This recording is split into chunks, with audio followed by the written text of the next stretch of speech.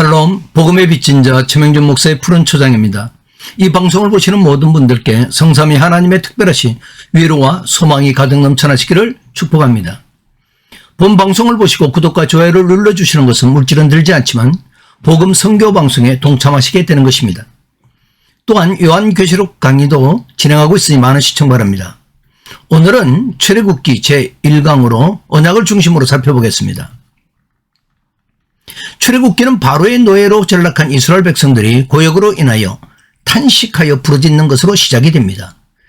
이들이 어떻게 해서 바로의 속박에서 해방될 수가 있는가? 출애굽기는 이를 통해서 사탄의 노예로 전락한 인류가 어떻게 해방되어 구원될 수 있는가 하는 본질적인 문제에 대한 해답을 제공해 주고 있습니다.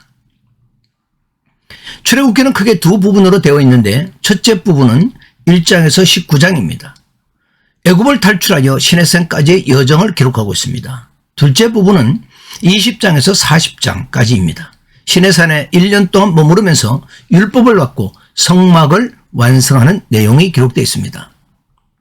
자, 이와 같이 출애굽, 십계명, 성막 등을 통하여 우리가 살펴볼 구속사적 의미는 과연 무엇인가 하는 것입니다. 먼저 출애굽기는 창세기 마지막에서 야곱의 아들 요셉을 애굽에 미리 보내신 것은 야곱의 가족이자 이스라엘을 보존하기 위해서입니다.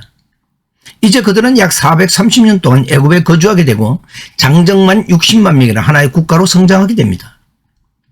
하나님은 이들에게 4대 만에 애굽을 나오게 될 것이라 언약하셨는데 4대는 400년입니다.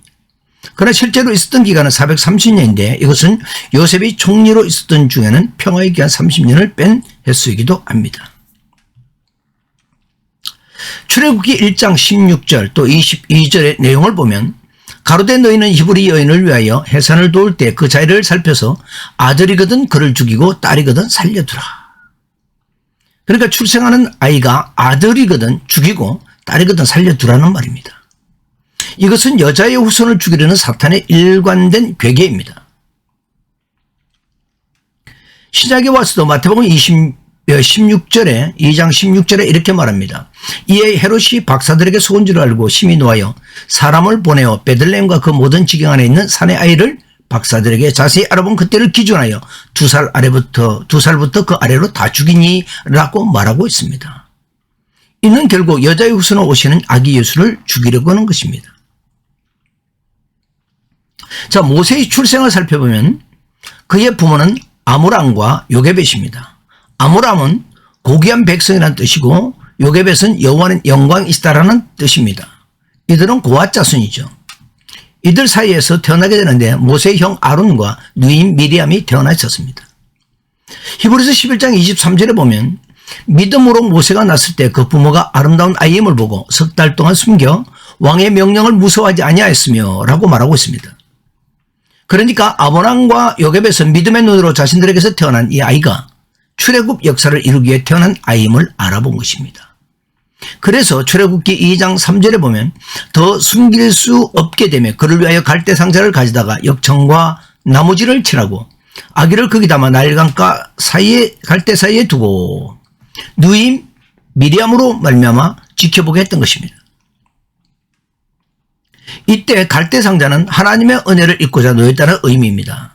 갈대 상자는 히브리어로 테바라고 하는데 방주에 쓰인 그 의미와 동일하다고 할 수 있습니다.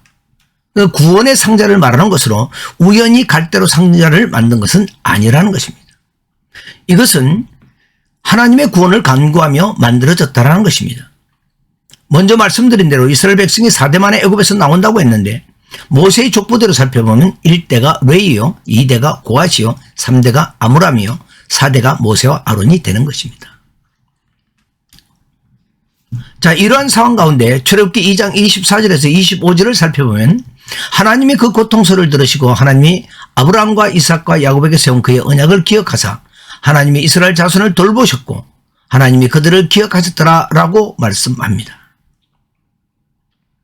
이스라엘 백성들이 출애굽하게 되는 근거는 어디에 있습니까? 예, 그렇습니다. 언약에 있습니다. 이것은 창세기 15장 13절에 예언되어 있는데요. 여호와께서 아브라함에게 이르시되 너는 반드시 알라. 내 자손이 이방에서 객이 되어 그들을 섬기겠고 그들은 400년 동안 내 자손을 괴롭히리니 그러니까 하나님께서 아브라함에게 하신 언약을 지키시려고 출애굽하게 하신다는 것입니다. 우리의 신앙에서 이 언약을 이해한다는 것은 대단히 중요합니다. 왜냐하면 우리 구주 되시는 예수 그리스도께서 이 땅에 오시기까지 또 오셔서 하시는 사역, 내용 및 그에 따른 결과까지도 이 언약 속에 포함이 되어 있기 때문입니다. 자, 이제 출애굽기 6장 6절에서 8절 세 절 속에 있는 하나님의 약속을 보겠습니다. 6장 6절 내가 애굽 사람의 무거운 짐 밑에서 너희를 빼내며 그들의 노역에서 너희를 건지며 편팔과 여러 큰 심판들로서 너희를 속량하여 7절 너희를 내 백성으로 삼고 나는 너희의 하나님이 되리니 8절 내가 아브라함과 이삭과 야곱에게 주기로 맹세한 땅으로 너희를 인도하고 그 땅을 너희에게 주어 기업을 삼게 하리라 나는 여호와라 하셨더라. 그러니까 이것입니다. 애굽 사람의 무거운 짐 밑에서 너희를 빼내며 건지며 속량하며 이것은 유월절 어린 양의 피로 속량하는 것을 말하는데요. 그래서 어떻게 하신다는 겁니까? 너희를 내 백성으로 삼고 백성으로 삼아서 무엇을 하겠다는 것입니까? 너희에게 주고자 아브라함과 이삭 야곱에게 주기로 맹세한 땅, 언약한 땅, 그 맹세한 땅으로 너희를 인도하고 그 땅을 너희에게 주어 기업을 삼게 하리라 라는 것입니다. 이렇게 되기 위해서는 죗값을 대신 지불하는 구속이 필요하게 되어집니다. 그래서 어떻게 무엇으로 그럼 구속하는가? 출애굽기 12장 3절 6절에서 7절 13절을 참조하겠습니다. 출애굽기 12장 3절에 너희는 이스라엘 온 회중에게 말하여 이르되 이르라 이달 열흘에 너희 각자가 어린 양을 잡을지니 각 가족대로 그 식구를 위하여 어린 양을 취하되 6절에 이달 열 나흘날까지 간제가 해질 때 이스라엘 회중이 그 양을 잡고 7절에 그 피를 양을 먹을 집 좌우 문설주와 임방에 바르고 13절에 내가 애굽 땅을 칠 때 그 피가 너희가 사는 집에 있어서 너희를 위하여 표적이 될지라 내가 피를 볼 때 너희를 넘어가리니 재앙이 너희에게 내려 멸하지 아니하리라.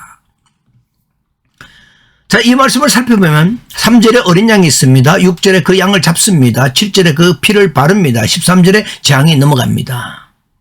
그러니까 어린 양을 잡아서 피를 바를 때에 죽음의 사자가 넘어간다는 것입니다. 그렇다면 이 유월절에 쓰이는 이 양은 누구에 대한 그림자입니까? 고린도전서 5장 7절에 우리의 유월절 양 곧 그리스도께서 희생이 되셨느니라 라고 말합니다. 그렇습니다. 유월절 양은 바로 그리스도가 되십니다.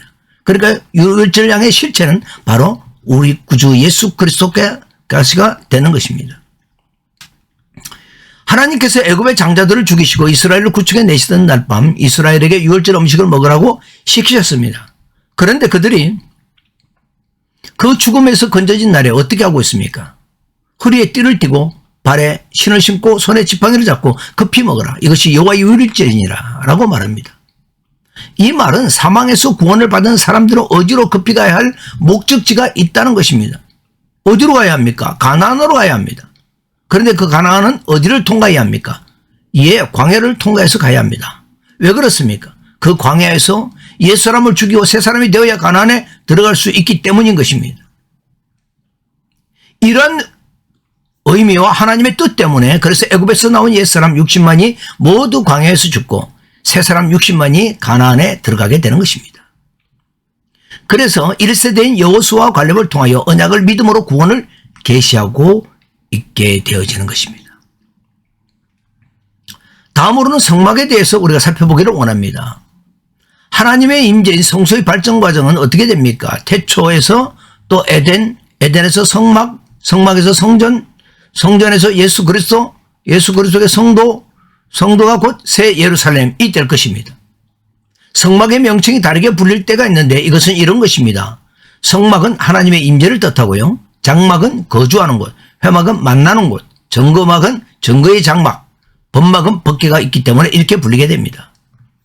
성막은 지성소 안에는 언약궤가 있고 이 언약궤 안에는 십계명의 두 돌판, 만나, 아론의 쌍난 지팡이가 있습니다. 자, 그렇다면 십계명과 성막을 함께 주신 이유가 무엇일까요?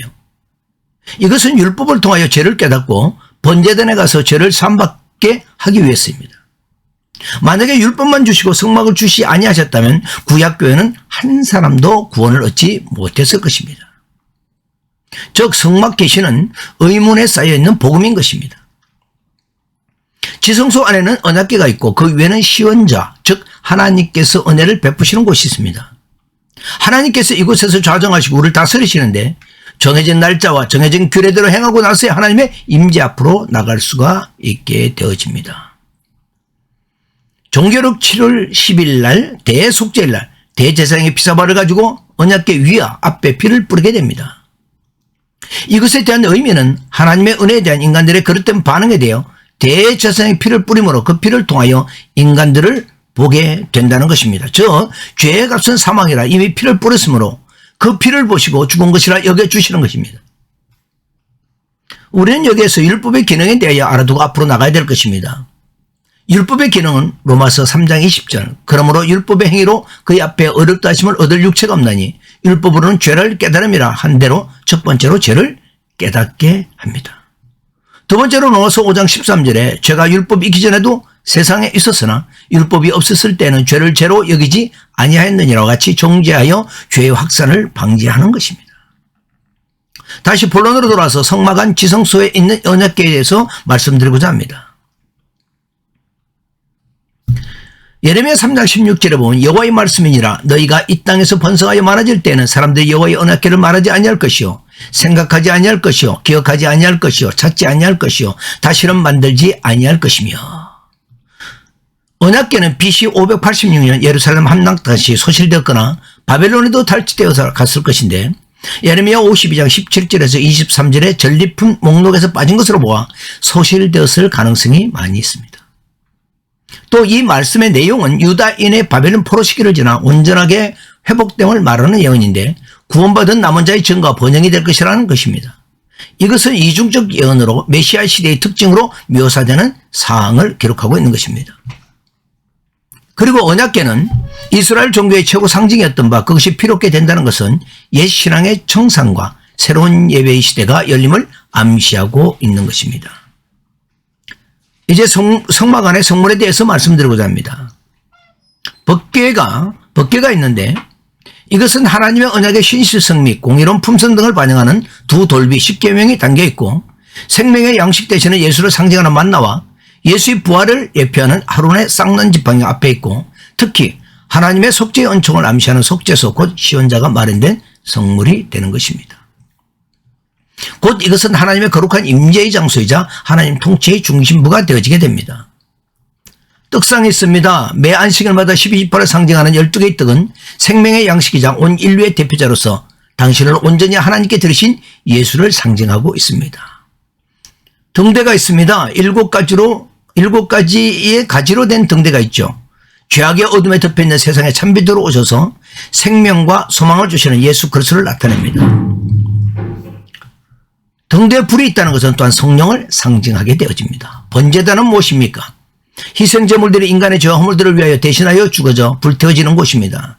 이것은 절대 무험하신 자로서 인류의 모든 죄를 대신하여 희생당하신 예수 그리스도의 대속 사역과 십자가 제단을 예표하고 있습니다. 분향단이 있습니다. 분향단은 성도의 끊임없는 기도 생활을 의미하기도 하고요. 이때 만들어진 조각목은 예수 그리스도의 고든 성품을 말하고 뿔은 하나님의 능력과 구원, 정금은 하나님의 영원한 언약과 불변성을 의미한다고 할 수 있습니다. 물두멍이 있죠. 물두멍, 제사장의 깨끗한 삶과 정결한 마음 상태를 말하고 있는데요. 물두멍 안에 담긴 물은 인간의 죄와 허물을 씻어주는 그리스도의 보혈을 상징합니다. 이 물두멍은 규격이 없습니다. 이는 각 인간의 죄악이 다 다르기 때문입니다. 그리고 물두멍은 여인의 녹골로 만들어지는데요. 일상생활의 죄악을 날마다 회개해야 하는 것을 뜻합니다. 성막 건축은 누가 하게 됩니까? 훌의 손자의 우리의 아들인 부살렐은 유다지파입니다. 또 그를 도왔던 단지파인 오홀리압은 바로 부살렐의 조력자로 붙여지게 됩니다. 오늘은 여기까지 하겠습니다. 이 방송을 들으시는 모든 분들께 주의 위로하심과 은총이 가득하시기를 축복합니다.